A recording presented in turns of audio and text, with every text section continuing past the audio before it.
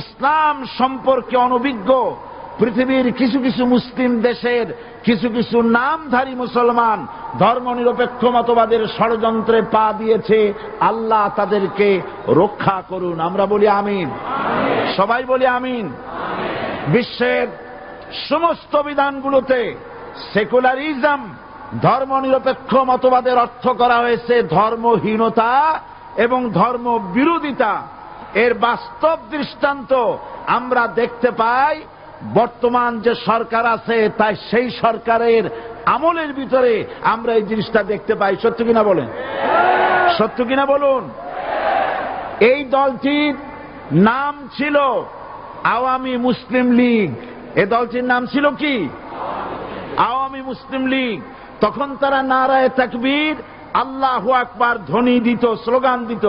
কিন্তু ধর্মনিরপেক্ষ মতবাদ দলীয় আদর্শ হিসাবে গ্রহণ করার কারণে নারায়ে তাকবীর, আল্লাহু আকবার এই স্লোগান তারা বর্জন করেছে। 1972 সনে যখন তারা ক্ষমতায় এলেন, তখন সংবিধানের শিরোনামে মুসলিম প্রথা সিদ্ধ বিসমিল্লাহির রহমানির রহিম তারা পরিত্যাগ করেছিল। সমস্ত বিশ্ববিদ্যালয়ের মনোগ্রাম থেকে ইকরা বিসমি রব্বিকাল্লাযী খালাক, রব্বি জিদনি ইলমা, এটাকে তারা বাদ দিয়েছিল। সলিমুল্লাহ মুসলিম হল এই নাম থেকে মুসলিম শব্দ বাদ দিয়েছিল। নজরুল ইসলাম কলেজের নাম থেকে ইসলাম শব্দ বাদ দিয়ে শুধু নজরুল কলেজ করেছিল। এগুলি অসত্য না সত্য? বর্তমান এই সরকার ধর্মনিরপেক্ষ হওয়ার কারণে ইসলাম এবং মুসলিম বিদ্বেষী, তার অসংখ্য প্রমাণ এই জাতির কাছে রয়েছে। দেশের শ্রেষ্ঠ সন্তান হচ্ছে আলেম ওলামা, পীর বুজুর্গ। বলেন সুবহানাল্লাহ। দেশের শ্রেষ্ঠ সন্তান পীর মাশায়েখ আলেম ওলামাদের বিরুদ্ধে কোন জায়গায় কোন দুর্ঘটনা ঘটলেই তাদেরকেই দায়ী করা হয়। হরকুতুল জিহাদ, লাদেন বাহিনী, তালেবান নাম করে আলেমদেরকে গ্রেফতার করে এই সরকার পুলিশ দিয়ে নির্যাতন করেছে সরকার। একথা সর্বজনবিদিত যে সন্ত্রাস এবং হত্যা ধর্ষণের 90% অনুষ্ঠিত হয় কলেজ বিশ্ববিদ্যালয় পড়ুয়াদের মধ্য থেকে। আর চরিত্র সৃষ্টির শ্রেষ্ঠ কারখানা মাদ্রাসাগুলি এই সরকার একটা একটা করে বন্ধ করার পরিকল্পনা গ্রহণ করেছে। মাদ্রাসা শিক্ষাকে সংকুচিত করে ফেলছে। শুধু তাই নয়, দেশে অসংখ্য ভালো মন্দ পত্রিকা আছে, আরো রয়েছে ফুটপাতের অসংখ্য অশ্লীল ম্যাগাজিন, পর্ণ পত্রিকা। দেশের অধিকাংশ জাতীয় দৈনিকগুলো হিন্দুস্তানের টাকায় পরিচালিত এবং এগুলি হচ্ছে ইসলামের চরম বিদ্বেষী। সরকার সেগুলিরই পৃষ্ঠপোষকতা করছে, আর্থিক সাহায্য দিচ্ছে, বিজ্ঞাপন দিচ্ছে। আর অন্যদিকে এদেশের মুসলিম জাতিসত্তার প্রতীক, স্বাধীনতা, সার্বভৌমত্ব, অখণ্ডত্বের অতন্দ্র প্রহরী, জননন্দিত 12 কোটি মুসলমানের কলিজার সাথে সম্পর্ক দৈনিক ইনকিলাব পত্রিকাকে বন্ধ করার ষড়যন্ত্র হিন্দুস্তানের গোলাম সরকার হাতে নিয়েছে। সরকার বস্তুনিষ্ঠ সাংবাদিকতায় ভয় পায়, ইসলামের পক্ষে কথা লিখলে ভয় পায়। এজন্য তারা দৈনিক ইনকিলাব এবং তার পরিবারের গায়ে হাত দেওয়ার প্রস্তুতি নিয়েছে। দৈনিক ইনকিলাবের সম্পাদকের গায়ে যদি হাত দেওয়া হয়, ইনকিলাব যদি বন্ধ করে দেওয়া হয়, সারা বাংলাদেশ অচল হয়ে যাবে।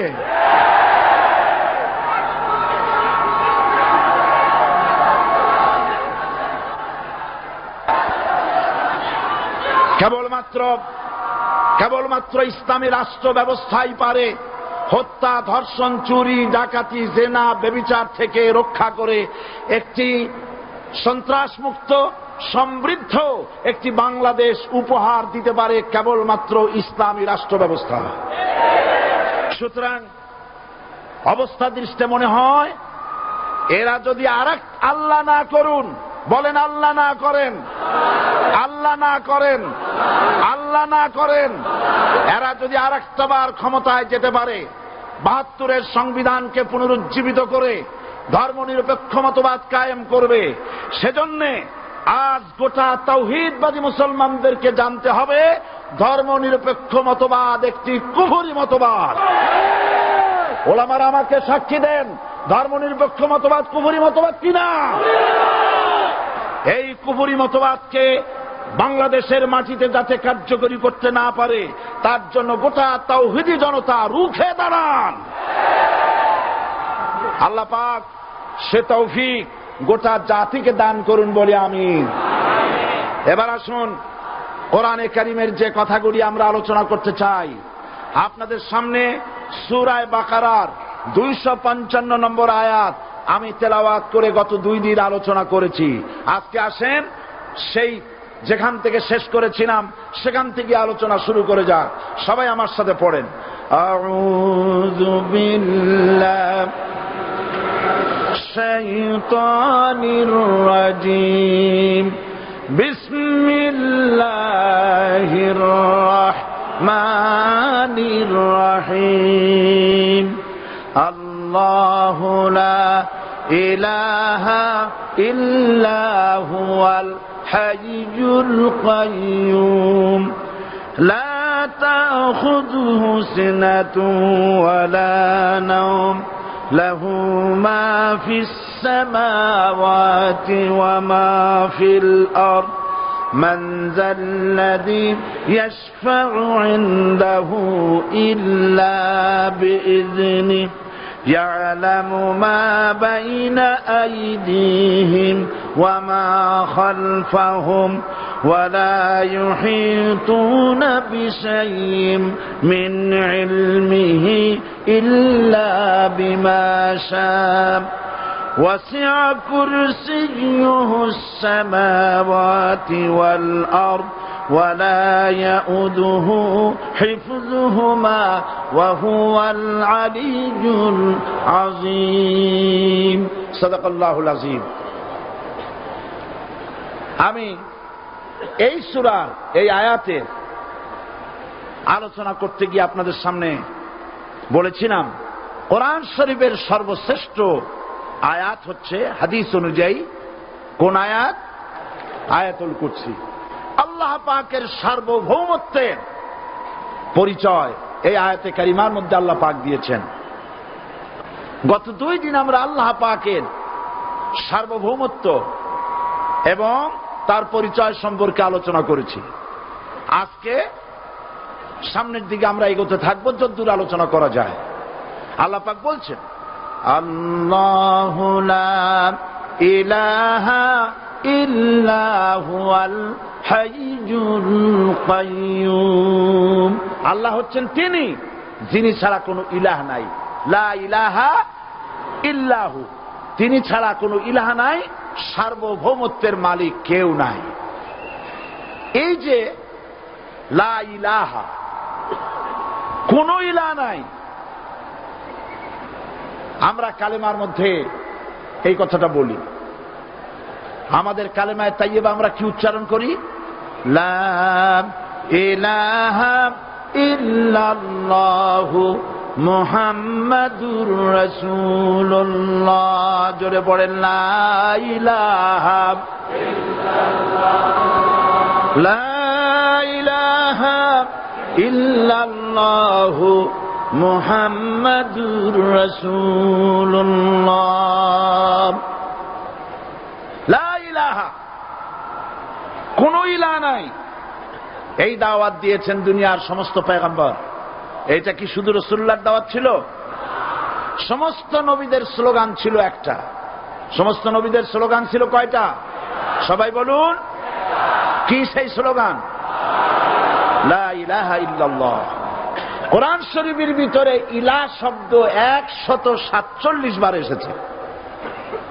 লা ইলাহার অর্থ যদি এই হয়, কোন উপাস্য নাই আল্লাহ ছাড়া, কোন মাবুদ নাই আল্লাহ ছাড়া, মুহাম্মদ সাল্লাল্লাহু আলাইহি ওয়াসাল্লাম আল্লাহর প্রেরিত রাসূল, তাহলে তো এত ঝঞ্ঝাট হওয়ার কথা ছিল না। আপনারা বলেন, নবীরা যখনই এই দাওয়াত দিয়েছেন লা ইলাহা ইল্লাল্লাহ, তখন সংঘর্ষ হয়েছে কিনা? হয়েছে কিনা? বাধা আসছে কিনা? তাহলে এই কথাটা কি যার কারণে এরকমের বাধা আসে? লা ইলাহা ইল্লাল্লাহ, এর চাইতে বিপ্লবাত্মক, এর চাইতে রিভলিউশন সৃষ্টিকারী কথা আল্লাহর আকাশের নিচে জমিনের উপরে আর একটাও হতে পারে না। লা ইলাহা ইল্লাল্লাহ। ইলাহ শব্দের অর্থ শুধু উপাস্য আর মাবুদ নয়। ইলাহ শব্দের অর্থ হচ্ছে আইনদাতা, ইলাহ শব্দের অর্থ হচ্ছে শাসনকর্তা, ইলাহ শব্দের অর্থ হচ্ছে বিধানদাতা। তো লা ইলাহা যখন একটি লোক ঘোষণা করে, তার অর্থ দাঁড়ায় কোনো আইনদাতা নাই, বিধানদাতা নাই, শাসনকর্তা নাই, কারো আইন মানি না, বিধান মানি না, শাসন মানি না, আল্লাহ ছাড়া। কে ছাড়া? আল্লাহ ছাড়া। এই কালেমার দাওয়াত যখন পয়গম্বরেরা দিয়েছেন, তখন 3 শ্রেণীর লোকেরা বাধা দিয়েছে। বলেন কয় শ্রেণী? সবাই বলেন। 3 শ্রেণীর লোকেরা বাধা দিয়েছে। লক্ষ্য করুন। 1 নম্বরে বাধা দিয়েছে রাষ্ট্র শক্তি। 1 নম্বরে বাধা দিল কারা? 2 নম্বরে বাধা দিয়েছে ধনাঢ্য ব্যক্তিবর্গ। 3 নম্বরে বাধা দিয়েছে যারা কায়েমি স্বার্থবাদী ধর্মীয় শক্তি। এই 3টি শ্রেণী সমস্ত নবীদেরকে বাধা দিয়েছে। সেই বাধা অতীতে যারা দিত এখন আর দেয় না, নাকি? এখনো দেয়? দেখুন, এই কালেমার দাওয়াত হযরতে মূসা আলাইহিস সালামকে যেদিন আল্লাহ পাক প্রথম ওহী দিলেন, এই দাওয়াত শুধু রাসূল দেন নাই, আল্লাহ পাক বলছেন প্রত্যেক নবী তার জাতিকে এই দাওয়াত দিয়েছেন। কি? আল্লাহ রাব্বুল আলামিন বলেন, সকল নবী তার কওমকেই বলে দাওয়াত দিয়েছেন, ইয়া কওমি ইবুদুল্লাহা মা লাকুম মিন ইলাহিন গায়রু। হে সম্প্রদায়, আল্লাহ ছাড়া কোনো ইলাহ নাই, তার ইবাদত করো, তারই দাসত্ব করো, তার গোলামি করো। আল্লাহ পাক মূসা আলাইহিস সালামকে যখন নবুয়াত দিলেন, প্রথম যে ওহী এলো, প্রথম ওহীটাই ছিল ইন্নানি আনাল্লাহ লা ইলাহা ইল্লা আনা ফা'বুদনি ওয়া আকিমিস সালাতা লিযিকরি। নিশ্চয়ই আমি আল্লাহ, আমি ছাড়া কোন ইলাহ নাই, আইনদাতা নাই, বিধানদাতা নাই, সুতরাং আমার দাসত্ব করো এবং আমার শরণার্থে নামাজকে প্রতিষ্ঠা করো। মূসা আলাইহিস সালামকে আল্লাহ পাক ওহী দিয়ে তাকে পাঠালেন। কোথায় পাঠালেন? আল্লাহ পাক বলেন, ইযহাব ইলা ফিরআউনা ইন্নাহু তাগা। গোটা কওম নাফরমান, আল্লাহর আইন কেউ মানছে না। গোটা কওমের কাছে না পাঠাইয়া আল্লাহ পাক সর্বপ্রথম মূসা আলাইহিস সালামকে দাওয়াত নিয়ে কার কাছে পাঠালেন? ফেরাউনের কাছে। কারণ ফেরাউন হচ্ছে রাষ্ট্রশাসক। ফেরাউন কি? রাষ্ট্রশাসক। নিচের পানি পাহাড়ের উপরে যায় না, উপরের পানি না নিচের থেকে উপরে যায়? উপরে পানি নিচে আসে।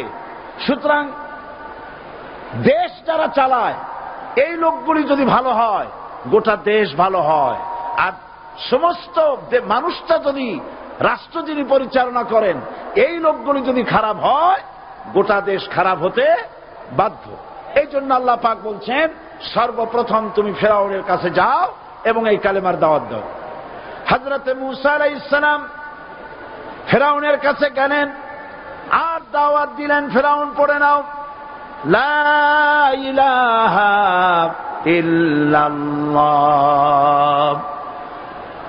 একটি কথা আপনাদের মনে রাখতে হবে, দুনিয়ার কোন ফেরাউন, কোন নমরুদ, কোন সাদ্দাত, কোন হামান কেউ বলে নাই যে আমি আল্লাহ, আমি রাজ্জাক, আমি খালেক, আমি পৃথিবীর সৃষ্টি করেছি। কথা কেউ বলেছে? কেউ বলে নাই। কি বলেছে তারা? ফেরাউন বলেছে, মা আলিমতু লাকুম মিন ইলাহিন গায়রি, আমি তো জানি না আমি ছাড়া আরো কোনো ইলাহ আছে, এ কথা আমার জানা নাই, সুতরাং আমি হচ্ছি ইলাহ, আর তুমি বলছো লা ইলাহা। তার মানে হচ্ছে ওই সময় পয়গম্বরেরা, আল্লাহর নবীর সাহাবীরা, তারা জানতেন যে আমরা কিসের দাওয়াত দেই। আর যারা শুনতো তারাও বুঝতো কিসের দাওয়াত শুনতেছি। আজ আমার দেশে একই কালেমার দাওয়াত দেওয়া হয়, কিন্তু মানুষেরা বুঝতে পারে না কি শুনতেছি। ভাষা জানার ব্যাপারে, বোঝার ব্যাপারে হলো আসল বিষয়। এটা বুঝাতে গিয়ে আমি মাঝে মধ্যে একটা দৃষ্টান্ত দেই এভাবে। একজনের একটা রেশনের দোকান ছিল, সেই দোকানে তার একটা ময়না পাখি ছিল। আর ময়না পাখিকে কথা শেখানো যায় সেটা তো আপনারা জানেন। জি, ময়নাকে শিখায়েছে যে লাইন করুন, এক এক করে আসুন। ময়না এই কথা শিখেছে। সকালবেলায় যখন রেশনের দোকানে ভিড় পড়ে গেছে, তখন ওই পাখি খাঁচার মধ্যে বসে বলছে লাইন করুন, এক এক করে আসুন। একদিন খাঁচার দরজা খোলা পেয়ে পাখি উড়ে গিয়ে গাছের ডালে বসেছে। আশেপাশে যত পাখি ছিল তারা চিন্তা করলো এই রকমের পাখি তো কখনো দেখি নাই। ময়না তো দেখতে কাকের মতো না, শালিকের মতো না, দেখতে একটা ভিন্ন রকম। ওরা এসে চতুর্দিক থেকে এই নবান্ত, এই যে নতুন এসেছে, ওরে ঠোকরানো শুরু করেছে চতুর্দিক থেকে। ঠোকরানি খেয়ে ময়না বলতেছে লাইন করুন, এক এক করে আসুন। এখন ময়না তো বোঝে না যে কি বলতেছি, আর যে পাখিরা ঠোকরাচ্ছে তারাও তো বোঝে না যে কি শুনতেছি। ময়না যদি বুঝতো যে আমি কি বলি, সবাই মিলে ঠোকরায়, তাই দান বাঁচে না। লাইন করে ঠোকরাইনি তো কলজে যাবে, সব ঠোঁটে ঠোঁটে চলে বুঝে নাই। আমাদের অবস্থা তাই হয়েছে। এই যে আপনারা এখানে দাঁড়াইছেন কেন? যারা যেখানে দাঁড়ায় বসা মানুষেরা অনুরোধ করে বসায় দেন। এত বড় বিশাল মাহফিলে আপনি দাঁড়ায়া কোন মানুষকে কষ্ট দিবেন না, জায়েজ নাই। মুসলমানদেরকে কষ্ট দেওয়া কবিরা গুনাহ। বুঝতে পেরেছেন? যে যেখানে দাঁড়িয়েছে আপনারা বসা মানুষেরা তাদেরকে বসায় দেন। বুঝতে পেরেছেন? যে যেখানে দাঁড়িয়েছে আপনারা বসা মানুষেরা তাদেরকে বসায় দেন। সুতরাং এই কালেমার দাওয়াত যখন হযরতে মুসা আলাইহিস সালাম দিলেন, ফিরআউন বলল আমি তো জানি না যে আমি ছাড়া আরো কোন ইলা আছে, আইনদাতা তো আমি, তুমি নতুন কোথা থেকে আইনদাতা নিয়ে আসছো? ফিরআউন বলছে দেখো, আমারে বাদ দিয়া যদি অন্য কাউকে ইলা বলে তুমি মানো, আর সেই শিক্ষা যদি যে জাতিকে দাও, তাহলে আমি তোমাকে ধরে লাআজআলান্নাকা মিনাল মাসজুনিন, আমি তোমাকে কারারুদ্ধ করব, আমি তোমাকে জেলখানায় ঢুকিয়ে দেব। রাষ্ট্রশক্তি প্রথম বাধা দিল কারা? বলেন সবাই। সেই বাধা কি ওখানে শেষ হয়েছে না এখনো আছে? আছে কিনা জোরে বলেন। আমি তোমাকে জেলখানায় ঢুকাবো। হযরতে মুসা আলাইহিস সালাম বলেন ফিরআউন রে, জেলের ভয় আমি করি না, আমার কি জেলের ভয় দেখায়া লাভ নাই। আমি আল্লাহ পাকের পয়গম্বর হযরতে মুসা আলাইহিস সালাম। ফিরআউনের দলবল আছে, লোক লস্কর আছে, তার অস্ত্রের অভাব নাই। আল্লাহ রাব্বুল আলামিন মুসা আলাইহিস সালামের কাছে একটা অস্ত্র দিয়া দিলেন। দিছিলেন কিনা? আল্লাহ পাক হযরত মুসাকে বলেছেন ওয়া মা তিলকা বিয়ামিনিকা ইয়া মুসা, মুসা রে তোমার হাতে ওটা কি? মুসা আলাইহিস সালাম বললেন এটা লাঠি। আল্লাহ পাক বললেন ফেলে দাও লাঠি। লাঠি ফালায় দিলেন। কি হয়ে গেল? হিয়া হাইয়াতুন তাসআ, লাঠি হয়ে গেল। এখন লাঠি পড়ে সাপ হয়ে গেল। সাপ দেখে নবী হোক, ওলি হোক, সাহাবী হোক আর আলেম হোক, সাপ দেখলে ভয় করে না মানুষের? মুসা আলাইহিস সালাম ভয় পাইছে। আল্লাহ রাব্বুল আলামিন হযরত মুসাকে শোনায় দিলেন খুযহা ওয়া লা তাখাফ সানুঈদুহা সিরাতাহাল উলা,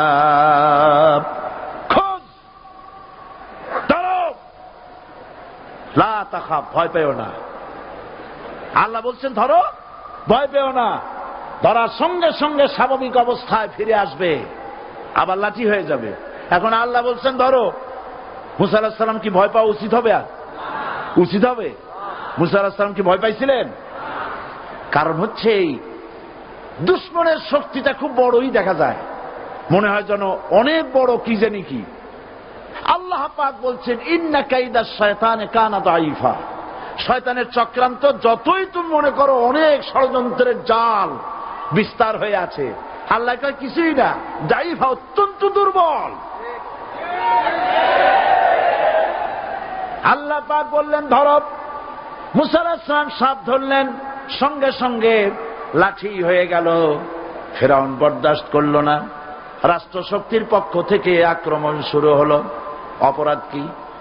মুসা আলাইহিস সালামের অপরাধ কি? কি অপরাধ? মাশাআল্লাহ, বুঝতে পেরেছেন। অপরাধ হচ্ছে তিনি বলেছেন লা ইলাহা, জোরে বলেন লা ইলাহা ইল্লাল্লাহ।